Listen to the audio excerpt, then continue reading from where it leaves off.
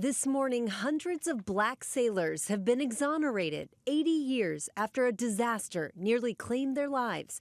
Back in 1944, a pair of enormous explosions rocked a port in Northern California, Port Chicago. There were actually two explosions, one after the other, and it shook the entire East Bay. It shattered windows as far away as San Francisco, and it registered as a 3.4 on the seismographs at UC Berkeley. It wasn't just property that was demolished. 320 men were killed, scores more were injured. Most of the dead were black sailors loading the ships with no training in handling munitions and few safety measures.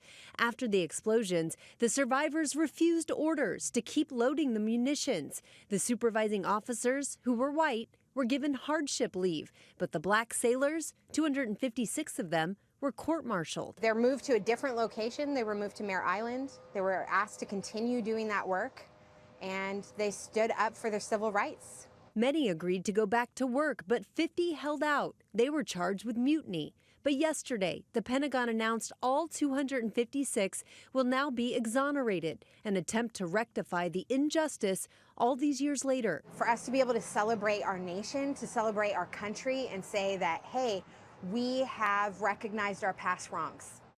Some historians believe the Port Chicago disaster and the treatment of black sailors actually led to the desegregation of the military.